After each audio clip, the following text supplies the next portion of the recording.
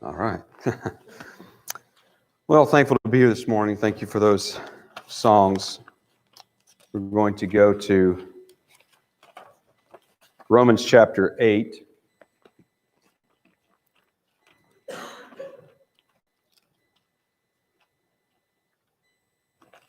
We've been working our way through the book of Romans and been in chapter 8 for a few messages, but we are sort of making our way through it. This will be message number 38, entitled Wait and Hope. We'll be looking at verses 18 to 25 here in Romans chapter number 8.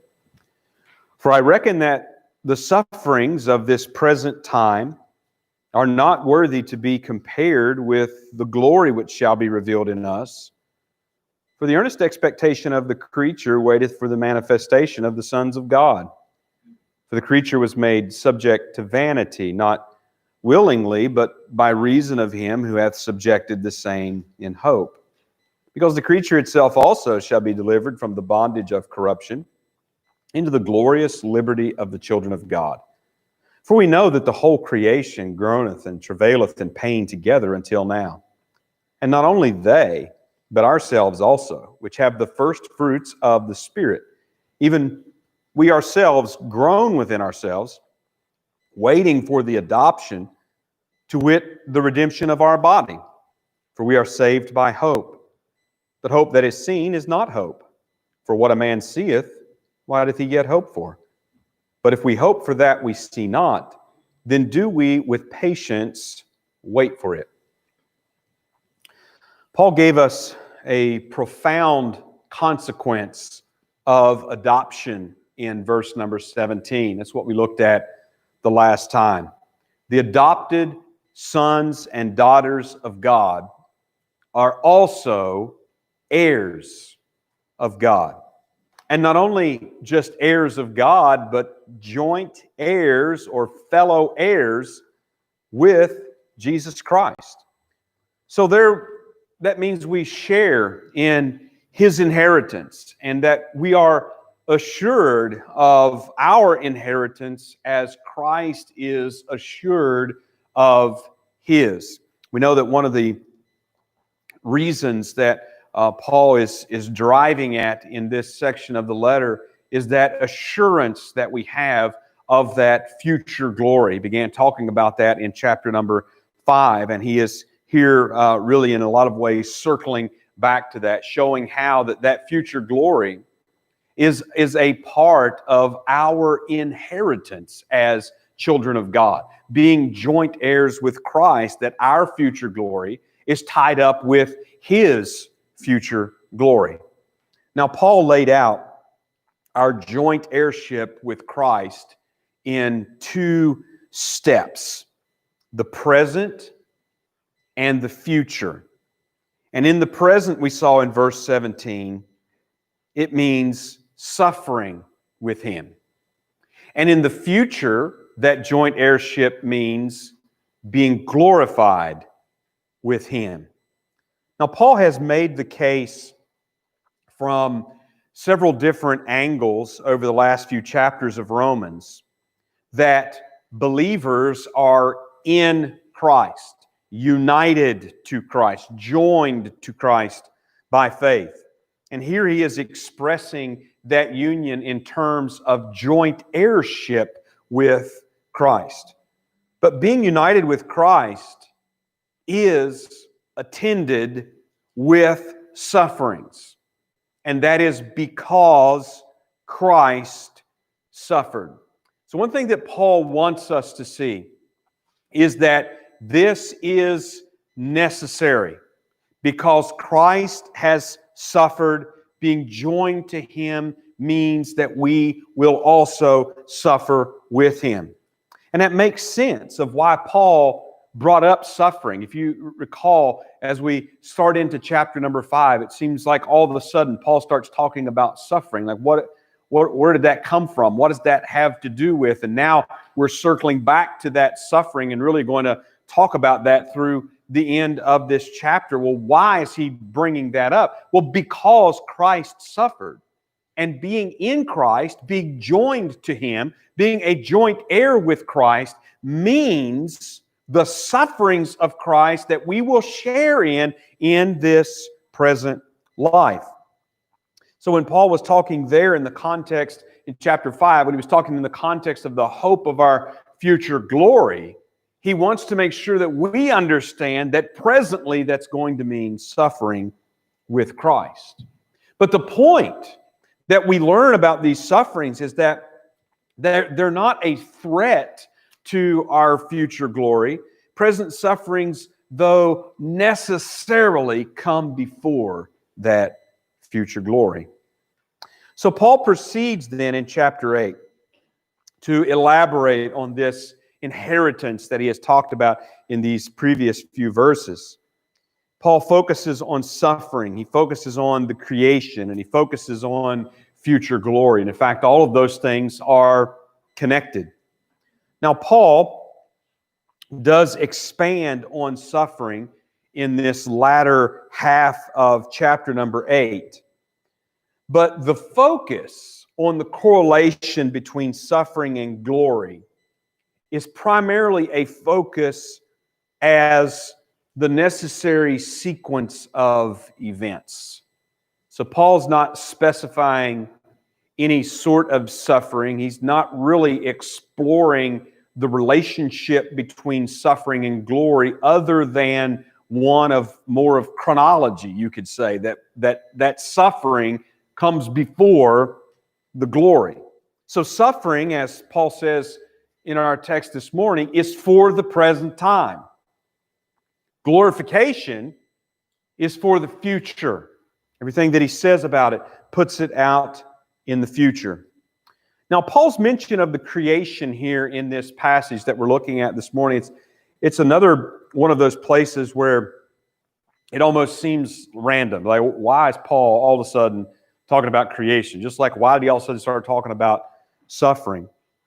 And by creation, we understand, as we'll look at a little closer, but by creation, Paul's use of creation here, Paul means the non-human creation of the earth. And Paul's mention of creation here, it is relevant because the earth is a large part of the inheritance of Christians. And we looked at that last time. So a part of Paul's point here is that the creation is also headed for future glorification, just as we are. So there's a sense that Paul is weaving together the destinies of the earth and the destinies of the heirs of God with Christ together. Now, what we will ultimately see is that this is all part of God's purpose for the creation and for humanity as redeemed by Christ. While Paul points to the future, he is still focused on helping us in the present. So as we look at this passage this morning, we want to look at it in two steps. First of all, in verses 18 to 22, where we see the creation groans. And in verses 23 to 25, where we see that Christians groan. And of course, that would be in this present time. So let's begin looking at the groaning of the creation, beginning with verse number 18. For I reckon that the sufferings of this present time are not worthy to be compared with the glory which shall be revealed in us. Now, Paul is obviously taking up suffering and glory, which is the way that he ended verse number 17, saying that we're joint heirs with Christ, if so be that we suffer with him, that we may be also glorified together. And so in verse 18, he's taking up these two subjects of suffering and glory, and he's here expressing this sufferings with Christ that he mentioned in verse 17. He's here expressing it as the sufferings of this present time.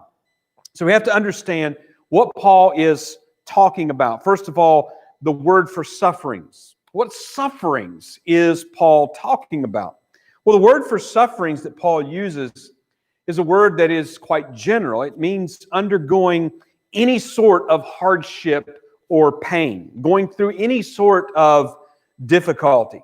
And it can refer to external sufferings. It can refer to things that we might refer to as misfortunes or calamities.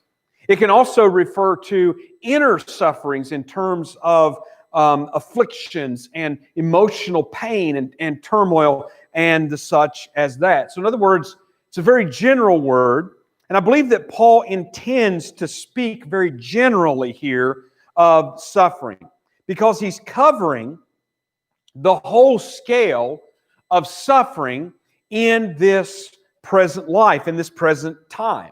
And there are numerous ways that we suffer in this present time. Obviously, we suffer the weakness and the infirmity of the flesh. So there are limitations in our bodies. There are limitations of our abilities to be able to fight off infections and to fight off diseases and sicknesses. There's limitations in our bodies to be able to recover from those things. And essentially, the aging process reduces our ability to fight and to recover from those sort of things. And so ultimately, that sort of suffering that's common in this present time ultimately ends in death. We also suffer in this present time, particularly as Christians. We suffer as we war against sin. We suffer from the temptations of sin and from the warfare and the conflict that is going on within us. We also suffer as Christians. We also suffer what we might call persecutions for Christ's sake. These are things that come on us because we are united to Christ, because we profess faith in Christ, because we preach the gospel of Christ, because we live our lives in certain ways and have certain expectations and hope about our life, that there's suffering that comes upon us. And you might read in 1 Peter chapters 3 and 4 in particular, as Peter gets a little more detailed about these kind of sufferings. And he distinguishes the kind of suffering that comes on us for being a murderer or being a liar or being a thief, and the kind of suffering that comes on us for being a Christian. The suffering that Peter would say is for Christ's sake or for righteousness' sake. So there is an additional layer, you might say, of suffering in this present time for the child of God because of being joined to Christ. And Jesus told His disciples things like, don't be surprised if the world hates you.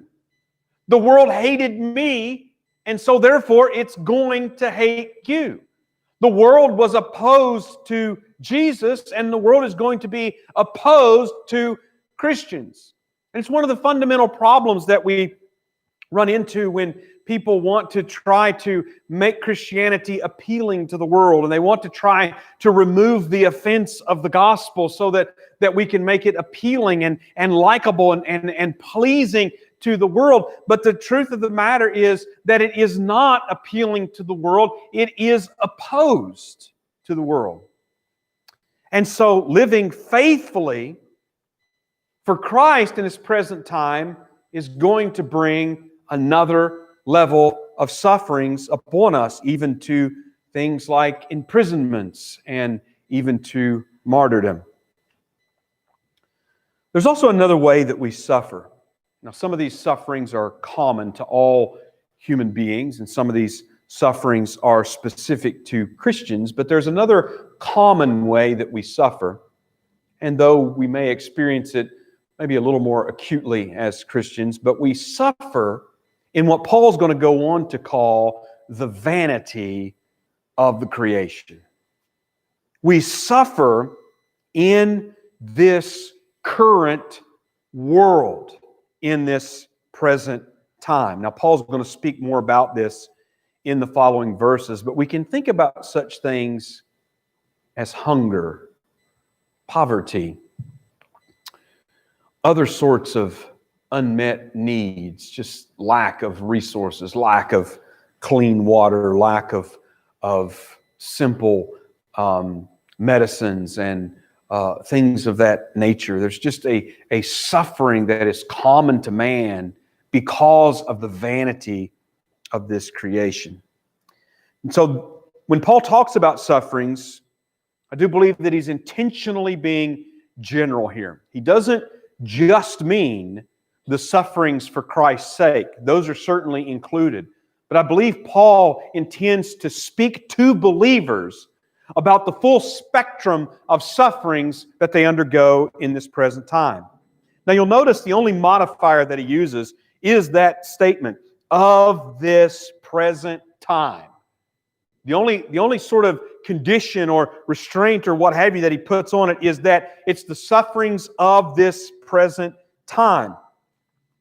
So Paul is not, first of all, he's not referring to some specific situation in Rome, some specific situation that the Roman churches are facing, or maybe even that Paul himself is facing. Again, he's speaking very generally, but he's saying this present time. It was the time that was present to Paul's writing. It's time that is present to us today.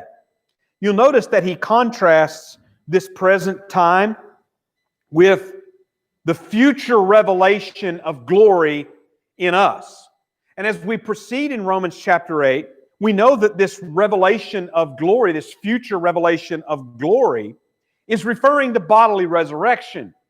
So in other words, that's something that doesn't occur until Christ returns. So when Paul wrote about the sufferings of this present time, they were present to him, and they've been present for 2,000 years and are even present to us today because Christ still has not yet returned and the resurrection has not yet taken place. So in other words, this present time is very much still present for us today. And it will be present for all believers until the return of Jesus Christ. So he is speaking in a general way. You could say he's talking about the sufferings of this age, if you want to put it that way. But what is Paul's point in this verse? Notice what he says, "For I reckon that the sufferings of this present time are not worthy to be compared with the glory which shall be revealed in us." Paul's point in this verse is that whatever those sufferings may be for the present, and we're all going to experience those to varying degrees and varying quantities and what have you, but whatever that those sufferings are, they're not worth weighing against the future glory that is the inheritance of the saints. The word for reckon is an accounting type of term. And he says that they're not worthy. They're not worth weighing against. In other words, what Paul is expressing here is that there is no comparison. There is no comparison. There's no way that we can fix a proportion or a ratio that says we have suffered this much and glory will be this much more times than that suffering. In other words, another way of putting this would be that future glory that will be revealed in us surpasses all the sufferings of this present time. We can't mathematically calculate any sort of proportion. It cannot be compared. There's simply no unit of measure. And it reminds us of comparisons that Paul made in other places, like 2 Corinthians chapter 4 and verse 17, when he said, "For our light affliction, which is but for a moment, worketh for us a far more exceeding and eternal weight of glory." The point being that the future glory that we have hope of far outstrips any suffering in this present time. Verse 19. "For the earnest expectation of the creature waiteth for the manifestation of the sons of God." Now, Paul uses the word here, it's translated creature. It's a word that is sometimes translated creation, and I believe that is Paul's intention here. Paul has not used this word since chapter 1 He used it in verse 20 and he used it in verse 25. And there he spoke of the creation of the world and the worship of the creation by human beings. So in the next few verses, as Paul uses this term several times, it is clear that what he means by creation is he means the earth and all of the non-human parts of the creation belonging to the earth. So the plants and the animals and what have you, the mountains, the land and the seas and all of the earth and all that belongs to the earth except for the human beings on the earth. And he's just dealing with them differently. Now, Paul mentions the earth or the creation because, on the one hand, the earth is the inheritance of the saints. The meek shall inherit the earth. And on the other hand, the earth was also affected by Adam's sin. And he has talked about how that Adam's sin has affected the entire race of human beings that have descended from Adam. But the earth has also been affected by Adam's sin, and the earth is also awaiting redemption. And that's what he's describing here, the earnest expectation. That means an anxious and a persistent expectation of the creation, waiting for what he calls the manifestation of the sons of God. That word for manifestation could be translated as revelation, and it's the word that is translated that way at different times. It means the appearance or the revelation of God's children in resurrection glory. In other words, this full glorification of the adopted sons and daughters of God. Paul says that even the creation has an expectation, an anxious expectation for the glorification of the children of God. Now, the renewal or the regeneration of the earth awaits that glorification of God's children. He goes on to explain, verse 20. For the creature was made subject to vanity, not willingly, but by reason of him who hath subjected the same in hope. So Paul's beginning here in verse 20 to explain why the creation is said to be waiting expectantly for future glory. The earth or the creation was subjected to vanity or futility. This refers obviously to the curse that was put on the earth because of Adam's sin in Genesis chapter number 3.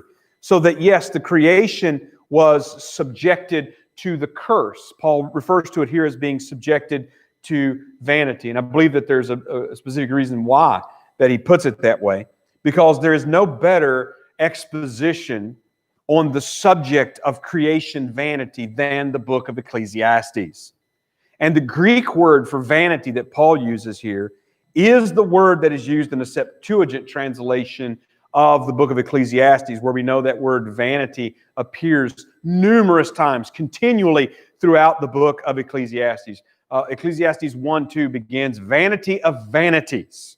And that same Greek word is used to translate the Hebrew word there as what Paul uses here. And I believe that he is deliberately signaling a connection with that book. And Ecclesiastes, again, describes in the best terms that we have the vanity of this creation. Now, because of the subjection of creation to futility, what do we see in Ecclesiastes? Well, we see that the pursuits of the earth all end in vanity. It's all a chasing after the wind. Man can't find any rest. Man can't find any lasting satisfaction. Even what we might call good joys are things that man cannot find lasting satisfaction in. And that, of course, is partially due to his part in the vanity of the creation that cannot be satisfied here. So Paul's talking about that. The earth has been subjected to this vanity, to this futility. The earth and the plants and the animals did not choose vanity. Notice what he says. The creature was made subject to vanity, not willingly. In other words, it's not the fault of the earth, you could say, that the earth was subjected to vanity. God subjected the earth to the curse because of Adam's sin. And in fact, he says so in Genesis chapter 3, that it is for his sake that the ground is cursed. Now, God subjected the earth to the curse, but notice what he says in verse 20, that he did so in hope. Now, the word for hope, and this hope that Paul is talking about, it's an expectation of good. God subjected the earth to vanity in hope, meaning that it will not always be subjected to vanity, but it will be redeemed in the future when Christ's kingdom comes to the earth. And of course, this is why we read in prophetic terms, places like Isaiah 44 and Isaiah 55, that talks about the mountains and the trees singing and clapping. And we have various descriptions in the Psalms and among the other prophets as well that talk about the earth rejoicing and the trees singing and lifting up their voice and the whole earth being filled with joy at the coming of Christ's kingdom, because it will be renewed. It will no longer be subjected to vanity. Notice as he goes on in verse 21, because the creature itself also shall be delivered from the bondage of corruption into the glorious liberty of the children of God. So Paul's explaining here the hope of the creation. The creation is enslaved to corruption, bondage to corruption. The word for corruption, we can think of it as decay or as ruin, very adequately describing the vanity of the creation, the ruin. You realize it is much easier for something to be destroyed in this earth than it is for something to be built, to be made good, and to be maintained. It's much easier for it to be destroyed. If you want, for instance, you could build a house, and it could be the best built house that's possible by all the technologies that man possesses. And all that it requires for that house to come to ruin is to do nothing. That's all that's required. It's much easier to destroy than it is to build.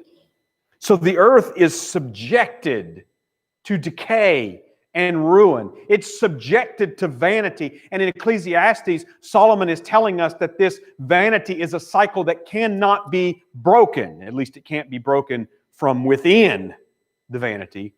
It is broken from without, because God is outside, over, and above all.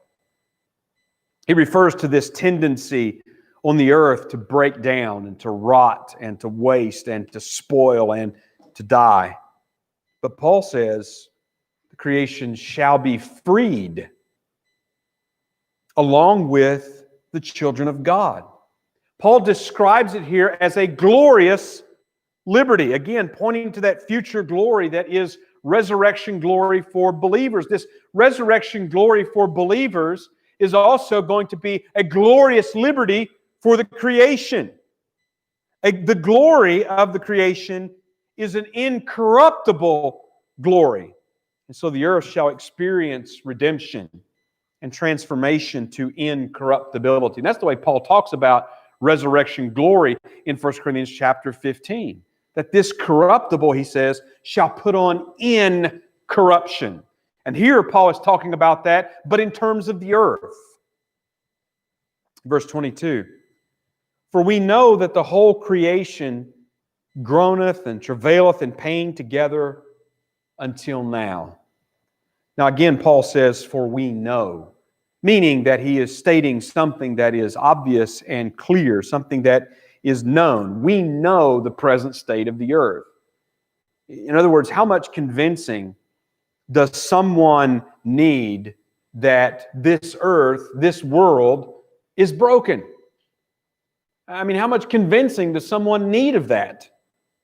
More than just stating the obvious, though, Paul is pointing to the significance of the obvious. Everyone knows this earth is broken. I mean, even atheists appeal to that fact in an attempt to prove that God doesn't exist. Oh, well, some design. I've heard them scoff. Oh, well, some design. Look at all these problems on the earth. Look at all these problems in the world. Boy, that sure seems like some sort of intelligent design, doesn't it?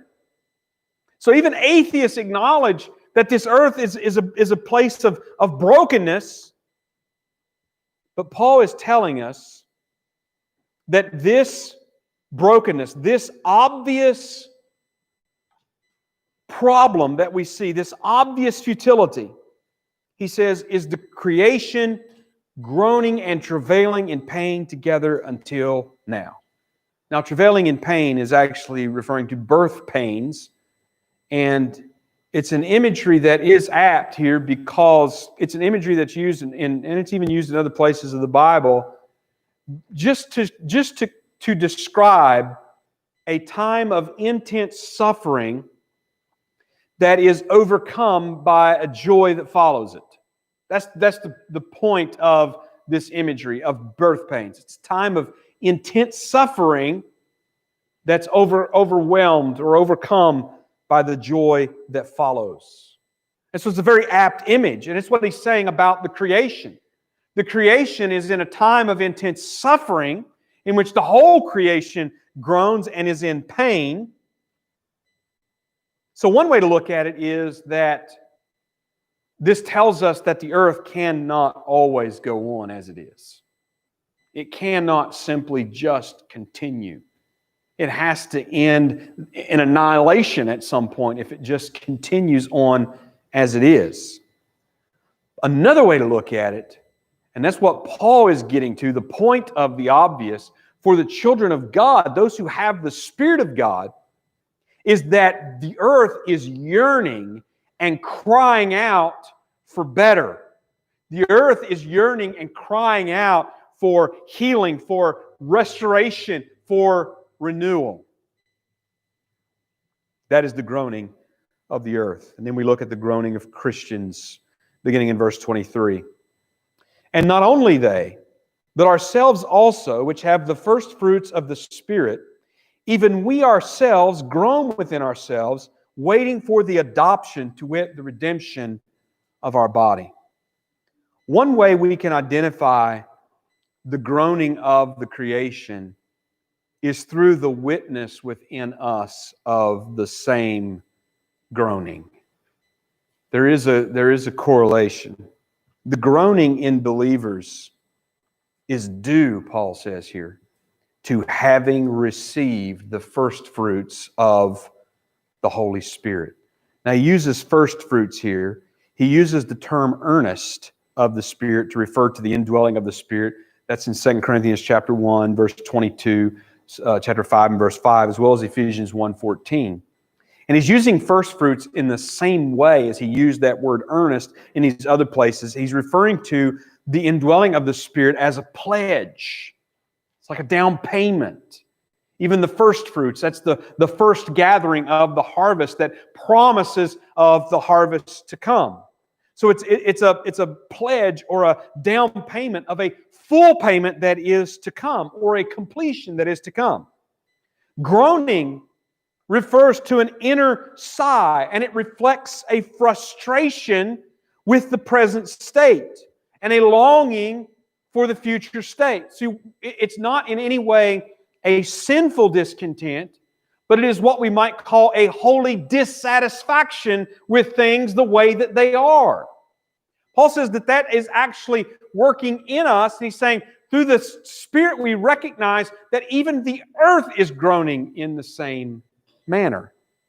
So believers have received the Spirit of adoption, the gift of God's love, who works in us to experience a deep relationship with God as our Father, but He also works in us to stimulate a dissatisfaction and a groaning in the present state of things. Paul described this in his letter to the Philippians as being in a strait betwixt two, having a desire to depart and to be with Jesus, which is far better, but also knowing that abiding in the flesh is more needful for them at this time because he still had work assigned to him by God to do. He described it in 2 Corinthians as a desire not just to be unclothed. In other words, this is what makes it a holy dissatisfaction. It's not just being fed up to the point of just wanting an end of it all. It's a longing for something better. Paul says that desire to put off this earthly tabernacle is not a desire just to be unclothed. It's not a desire just for an end to it all because we're just tired of it. But it is a desire, Paul says in 2 Corinthians 5, to be clothed upon. That tabernacle not made with men's hands. In other words, that glorified body, that resurrected body, that glory, that future glory. So what do we know from this? Well, we know that currently things are not as they should be. They're not as they will be. And particularly as children of God, we want the fullness of adoption where we come into our inheritance that Paul describes here as the redemption of our bodies, referring to resurrection and everlasting life. Verse 24, for we are saved by hope, but hope that is seen is not hope. For what a man seeth, why doth he yet hope for? Saved is there in the past tense. Hope necessarily looks to the future. That very well describes the present life of a child of God. Now, I guess the downside of hope is that it means you're going to have to wait for it. Yes, we have great and precious promises. Yes, we have a great expectation. Yes, we have a hope of future glory, but we are going to have to wait for it. The present life of a Christian is one that began with hope. Paul says we are saved in hope. We have experienced true change, but not the full completed work. We have experienced change within us through the Spirit dwelling in us since we have believed. We have experienced that, but not the full work. We're not what we once were, as the saying goes, but we're also not yet what we shall be. So Paul distinguishes here that hope is necessarily not seen. It's not possessed. It's not fulfilled yet. This is why he talks about the Spirit in terms of being like a pledge or a down payment or a first fruit. And this goes along with the nature of promise and inheritance. Remember, the problem with the prodigal son in Luke 15 was that he didn't want to wait for his inheritance. He wanted it now. But it is the nature of inheritance that it must be waited for. Verse 25. But if we hope for that we see not, then do we with patience wait for it. Now, Paul uses a strong word for patience here that means endurance or bearing up under. We have hope for the resurrection of the dead. We have hope for everlasting life without sin. We have hope for a redeemed earth. We have hope for Christ's kingdom of righteousness and peace over all the earth. But we cannot look out and see those now. We can't set our eyes on those things. We can't touch it. We can't feel it. We can't really in any way enjoy it at present. But the creation around us and the Spirit within us testify of the hope that we have in future glory. We're just going to have to wait for it. When I was a kid, there was an older teenager one time that came to a church service, and he had a truck and he lifted weights. So he was pretty much my life goal at that point. You know, he was just the coolest guy around. And I asked him about weightlifting, was asking him a lot of questions. I was very interested in it. Looking back on it, I'm sure that had my grandmother witnessed it, she would have told me to stop pestering him. But after a while, he told me that he had some weights, some extra weights that he didn't use, and that he would bring them to me. Now, I was shocked by that, but I was also just thrilled. I mean, I was overjoyed. He's going to bring me some of these weights, and I can lift weights myself. And the next day, I waited for him and waited for hours for him to come. Sat on the front porch.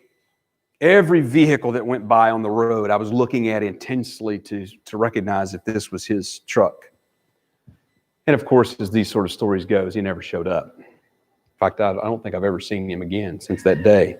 He still can't face me. Well, for a little while there, I had hope. I had joy. I was thrilled at this expectation. But I was ultimately disappointed. As parents, or really even just as people, we've all probably made some promise that we did not keep. Maybe we had every intention, maybe we had no intention, but we just didn't keep it for whatever reason.